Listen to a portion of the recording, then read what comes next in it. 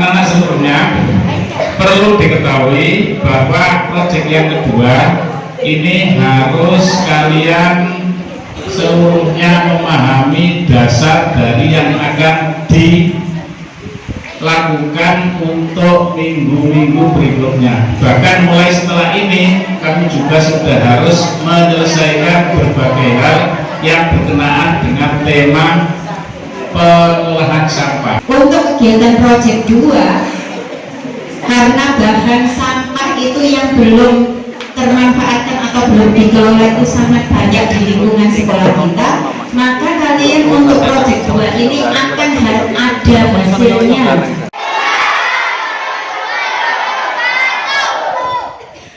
Anak-anakku yang berbahagia ya. Hari ini kita masuk dalam proyek 2, yaitu judulnya gaya hidup berkelanjutan. Apa sih gaya hidup berkelanjutan?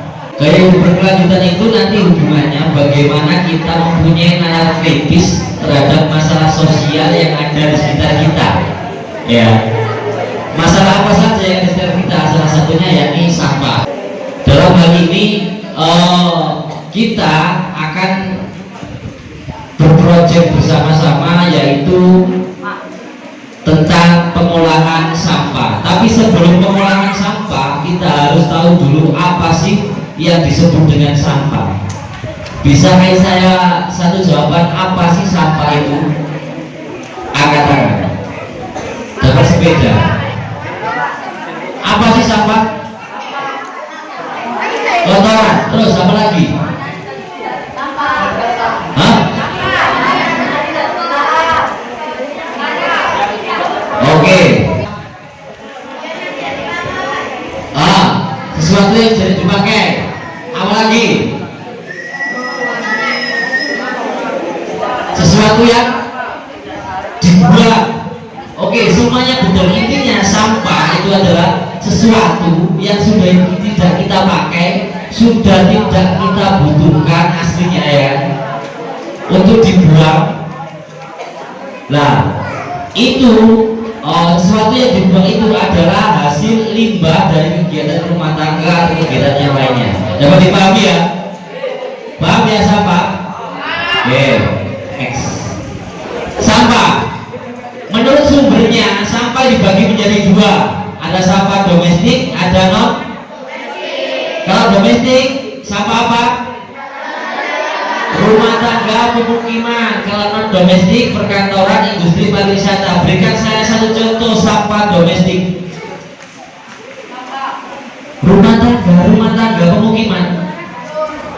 Sayur. Oke, apa lagi? Hah?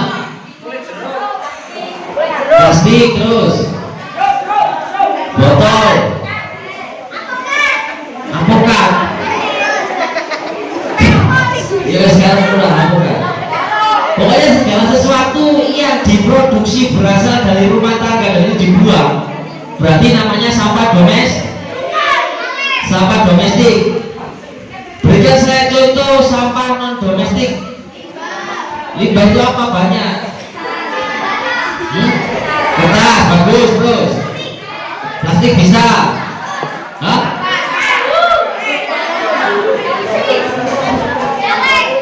Oke, jadi limbah-limbah pabrik seperti asap, ya kan? Terus limbah-limbah cair yang lainnya, kertas, itu bisa disebut dengan sampah domestik. Sampah-sampah restoran seperti sisa makan dan sebagainya disebut sampah non domestik. Oke, itu menurut sumbernya dibagi menjadi 2, domestik dan juga non domestik. Oke, menurut jenisnya sampah dibagi menjadi 3. Apa wae? Organik, anorganik, iki ta apa? Hah?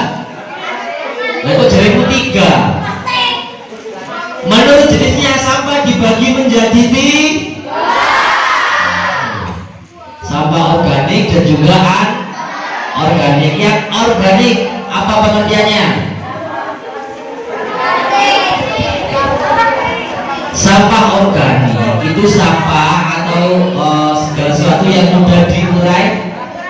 Kalau anorganik itu susah, bahkan butuh waktu berjuta-juta tahun untuk dapat terurai. Contoh sampah organik apa?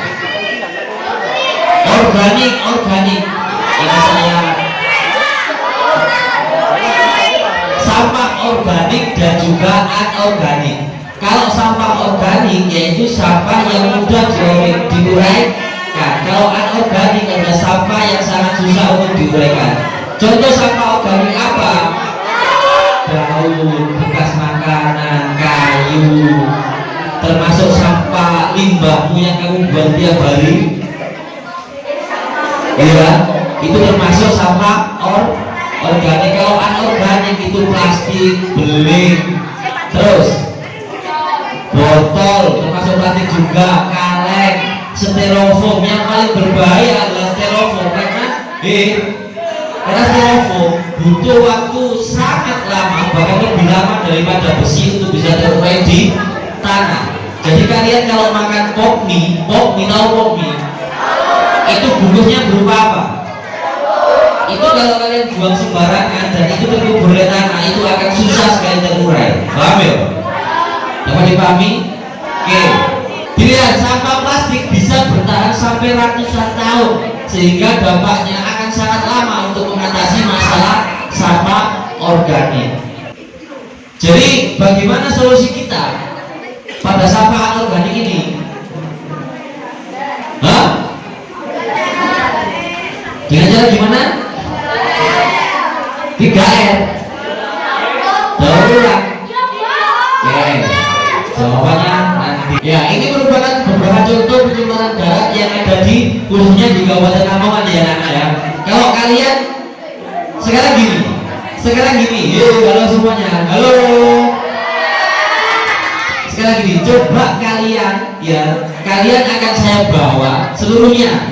Saya sewakan bis sekarang. Saya bawa, silakan pejamkan mata kalian ya, semuanya ini mau tak jalan-jalan kamu, pejamkan mata kalian, coba bayangkan di mana kalian sering menemui pencemaran lingkungan ya, di sekitar kalian tiap harinya di mana, coba dibayangkan, coba dibayangkan di sana ada apa saja. Ada plastik, ada apa saja. Oke, sudah ketemu tempatnya? Sudah ketemu tempatnya? Sudah ketemu tempatnya? Sudah. Oke, bisa sebutkan tempatnya di mana Mbak tadi? Sungai yang mana? Nggak ngerti. Sekarang gini, pejamkan lagi, coba pencemaran itu terjadi di mana? Entah di desa kalian, entah pas kalian berangkat sekolah. Coba bayangkan di mana? 1, 2, 3. Sudah ketemu tempatnya? Sudah ada sampahnya? Di mana Pak? Pajangan sebelah mana? Di kali. Mbak siapa namanya? Mbak Aziza sering berangkat sekolah dan Mbak Aziza menemui sampah di sekitar kali Pajangan. Ini merupakan contoh pencemaran yang ada di Lamongan. Yang gambar di samping ini, halo. Ini adalah gambar yang ada di sekitar rawa Pucuk. Jadi kalian kalau masuk ke daerah Pucuk, ya, tahu Pucuk? Masuk, kalian akan menemui banyak sekali pencemaran limbah sampah di sekitar rawa Pucuk. Yang ini kalau nggak salah di daerah. Nah, ini adalah banyak contoh pencemaran air. Ya, kurangnya kesadaran masyarakat membuang sampah di sungai. Halo. Serta banyaknya limbah pabrik yang dibuang ke aliran air dapat mencemari lingkungan. Dampaknya sekarang, ketika pencemaran darat, pencemaran yang ada di darat, dampaknya apa bagi kita? Di darat. Kalau di darat, dampaknya yang paling menonjol adalah tanah menjadi kurang subur. Betul tak Kak? Kalau tanah kurang subur, ditanami apa-apa tidak akan tumbuh. Kalau sudah apa-apa tidak berarti negeri kita menjadi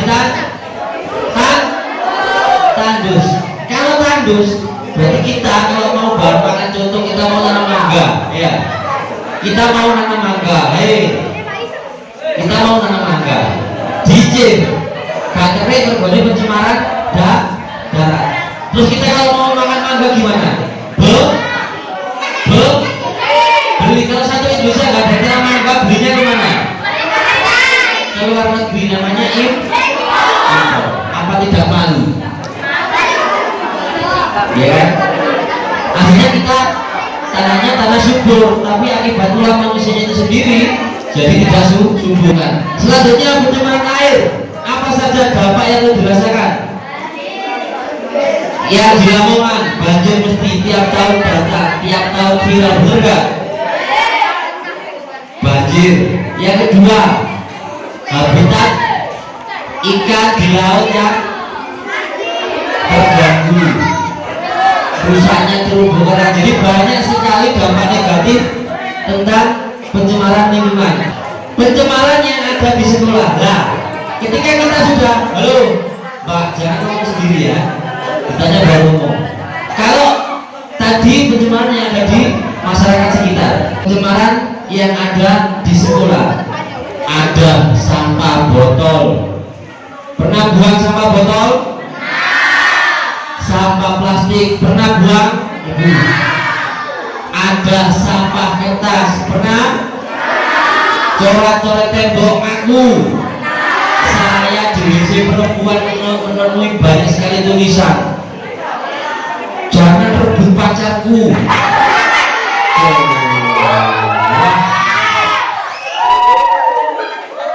Mulai kok tulis mulai tembok sekolah. Ya, para wonge ngarepe wonge ojo aneh ganggu pacarku. Itu luwih apik timbang mbok tulis dongone temboke WC. Ya. Sing lanang-lanang yo ngono. Pasukan anti ruwet. Gak percaya nek delok bukine malah ini. Coret-coret bangku. Nah, ini 7D, katakan 7D. Bangku ngono. Aprijal.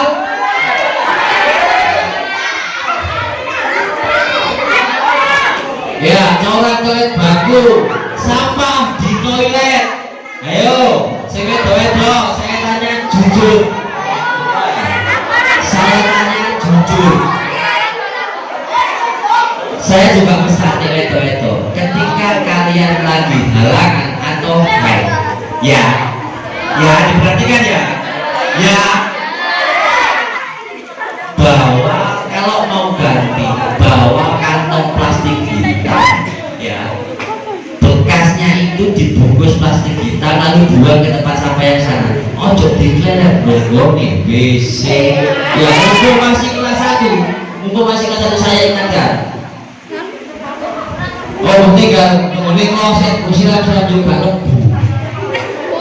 Orang saya apal. Ya, saya ini tiap hari survei ke WC. Lanang wedok podo wae. Selanjutnya sampah daun merusak tanaman, ini termasuk pencemaran yang ada di sekolah. Next, jenis masalah lainnya. Rame mana? Kirim pesawatmu. Kowe wedok udah gak?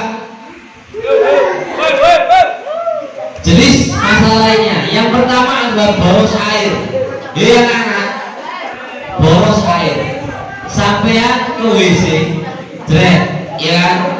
Ngakak no banyu, terus gak tuh. Sampean wudhu di musola, nutup ukuran rapat itu merupakan pemborosan air. Selanjutnya boros energi ini sering kita temui.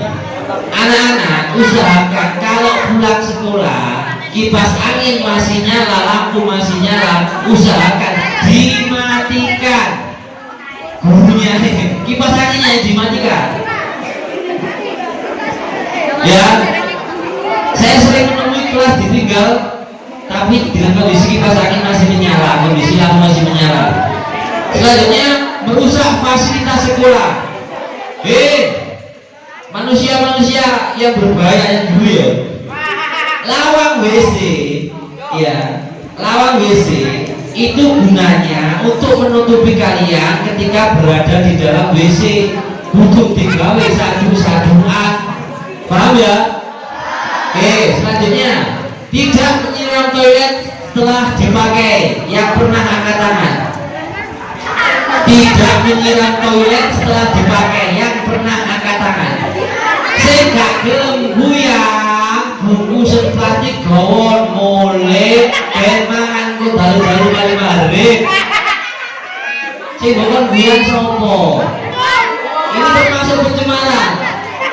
Selanjutnya, kita teman buang pembalut sembarangan. Yang pernah angkat tangan.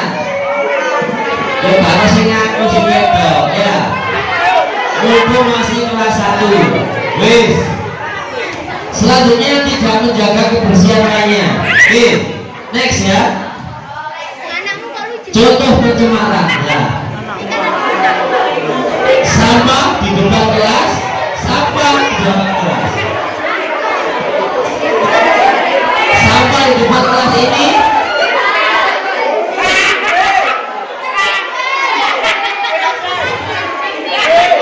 yang di dalam kelas ini ada sampah penuh tapi tidak di kira-kira di kelas biro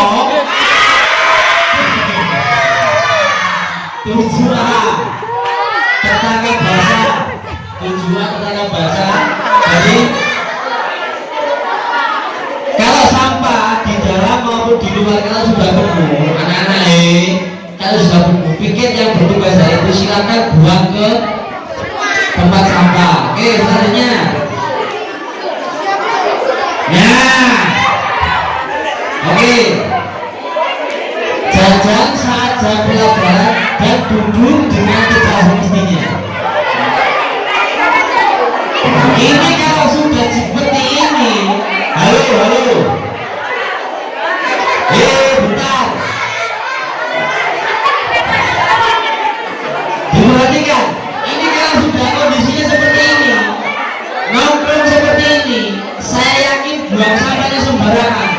Karena apa? Karena di sekitar tempat duduk ini tidak ada tempat sampah. Oke ya. Yang kedua, ya, bangkunya dicoret-coret membuat kondisi belajar tidak nyaman. Kalau kondisi belajar tidak nyaman, akhirnya ngantuk. Paham ya? Next. Nah, ini kelakuannya siapa? Persela, jarang sadar. 46 Kru SCM berkru. Apa itu saja? Ini tembok bukan buku gambar. Kalian kalau mau coret-coret seperti ini, silahkan buat coretan yang bagus, kita kemas dalam muralnya kita lukis di tembok itu baru oke. Tapi kalau begini, kalau dipandang enak enggak? Enak enggak? Ini juga termasuk salah satu pencemaran yang ada di sekolah. Dampaknya apa? Selain merusak keindahan, ini juga sebuah kalimat provokasi. Contoh Mang, jangan rebut pacarku 7D katakanlah untuk menu WC cewek. Kalau nggak percaya cek pojok dewe nomor loro hotel sebelah ini, aku nek ini ngetok. Cek, ada tulisannya. Jangan coret-coret di tembok yang merusak keindahan. Next. Ayo.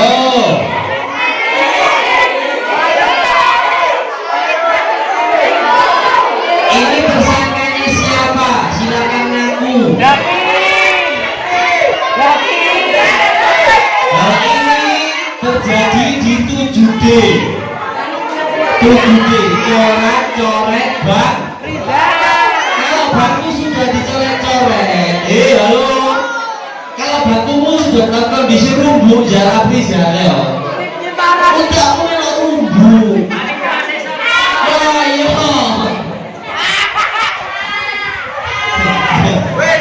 Kalau bangkumu sudah kamu coret-coret seperti ini, maka kondisi belajar tidak akan nyaman bagi kami loh.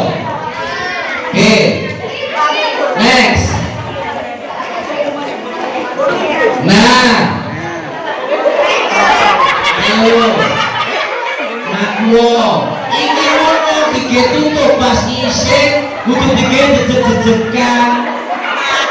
Ya, siapa ini tersangkanya? Dapin. Aksi siram-siraman saat pamit pergi ke WC di jam pelajaran. Saya mau melayu, gak ketok aku. Pas aku tuh mau melayu, mau ketok baju ketok. Pak mau ke toilet pak? Ya sebentar saja, rombongan wolu lupa elok nang toilet saya. Mau toilet biang-biangan. Ini juga termasuk salah satu bentuk pencemaran bagi saya. Next ya. Nah, ini siapa? Orangnya kemana? Lompat ke sawah pak, tidak ikut pelajaran merokok dan lain-lain. Mumpung masih kelas 1 ya. Kalau kelas 1 tak kasih tahu. Gang ini, jalan ini kita namai gang jahanam dari dulu memang. Kalau kalian sobonya gang ini, maka urusannya ada dengan saya, dengan Pak Maksud dan beda ketertiban lainnya. Silakan saja kalau cowok-cowok ya mau cangkruk di gang ini, gue tandain lo. Karena dari gang ini muncullah aktor-aktor yang nantinya masuk dalam berita. Ini contohnya. Ada sampah berserakan, Tasya ono menungsanya enggak? Paham ya? Ini merupakan contoh-contoh yang ada di sekolah. Next. Lalu, pernahkah kita merasa salah? Pernah? Merasa salah dong? Semuanya pernah buang sampah sembarangan di sekolah? Oke. Pernah kalian menolak di atas sekolah? Pernah? Pernahkah Anda menjadi tersangka yang tidak tangkap dari kejadian-kejadian tadi? Hah? Gak usah dijawab, jawabannya dalam hati saja. Yang saya ingin adalah saya tidak akan mengulanginya lah. Bukan kami tidak tahu hal seperti itu nah ya. Kami tahu, tapi harapan Bapak Ibu guru kalian itu tidak mengulangi hal itulah lagi. Next ya. Oke, kita mau masuk ke materi kita.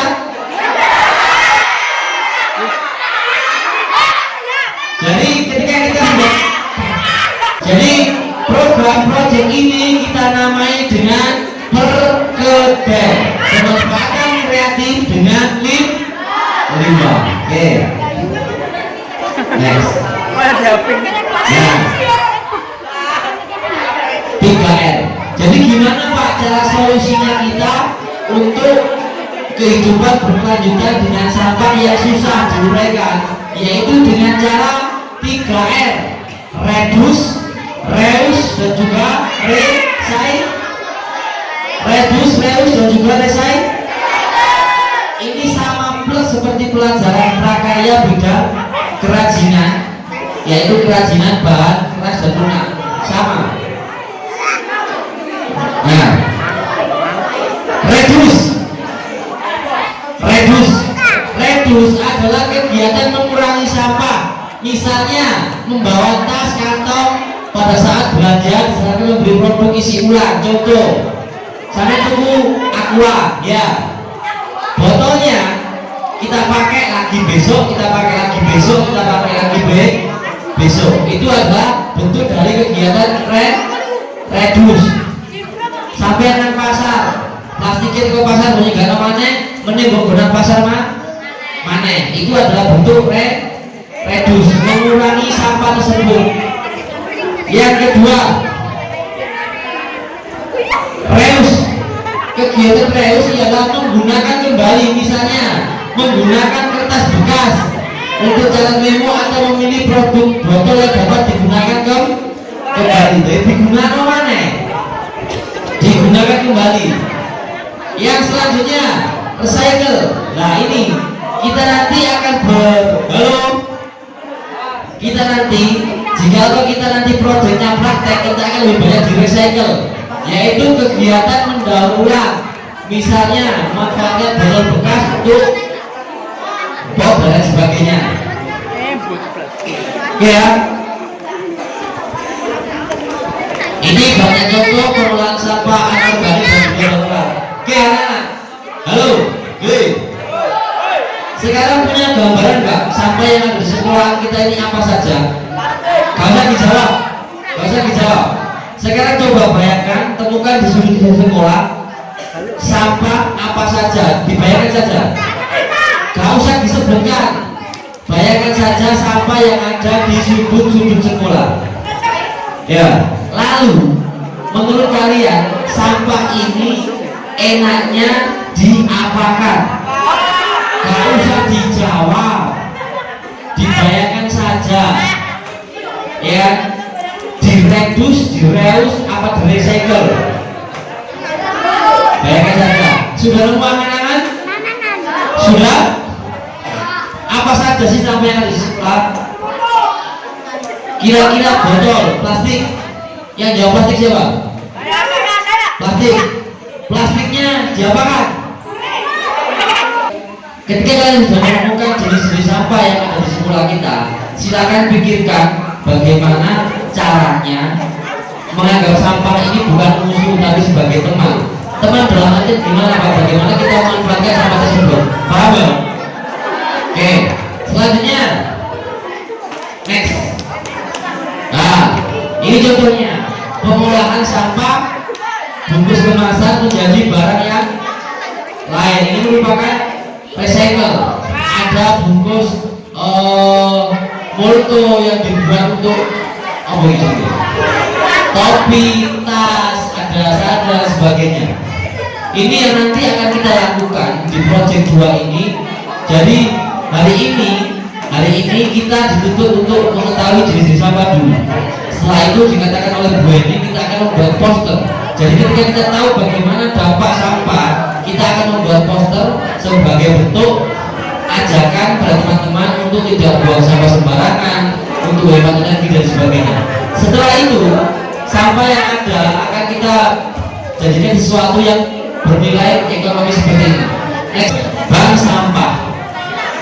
Oke. Apa sih bank sampah? Kita tidak pernah berpikir bahwasanya di sekolah ini nanti ada yang namanya bank sampah. Kita sudah punya yang namanya kelompok pencinta lingkungan atau KEPAL yang tergabung dalam tim Adiwiyata sekolah. Tugasnya apa Pak? Tugasnya yaitu ya seperti itu, mengolah kebersihan lingkungan sekolah, mengolah sampah menjadi kompos dan lain-lain. Jadi besok proyek kita sampah dari keseluruhan itu bukan lagi Pak Ikhwan yang buat, bukan lagi petugas yang lainnya yang buat. Dari masing-masing kelas akan menyetorkan sampah-sampahnya yang ada di kelas.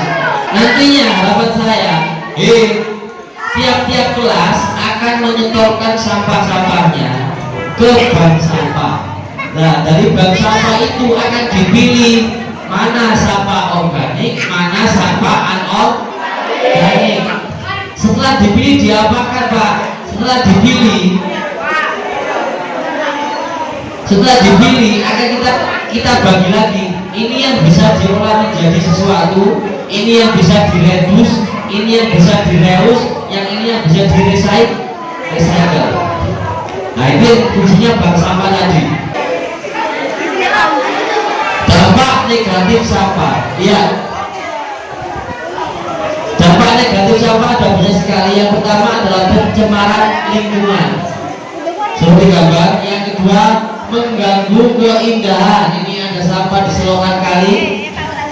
Selanjutnya adalah timbulnya penyakit. Ini adalah hal-hal yang paling urgensi, yang paling mendasar jika buang sampah sembarangan. Next. Nah, ciri-ciri kompos. Warnanya hitam, strukturnya remah-remah. Apa sih remah-remah itu? Biar-biar gitu ya. Tekstur yang lembut dan tidak menggumpal, ya kan? Kaya kandungan zat hara, memiliki rasio kadar CN yang lebih tinggi, mudah diaplikasikan, tidak mematikan tanaman. Nah, ini contoh untuk pengoplosan sampah organik disimpan di dalam tempat, ditutup rapat, baru beberapa bulan kemudian dikeluarkan dan dijadikan pupuk kompos. Ini kalau membuat kompos daun seperti ini caranya. Kompos cair menyaring yang di atas kompos padat.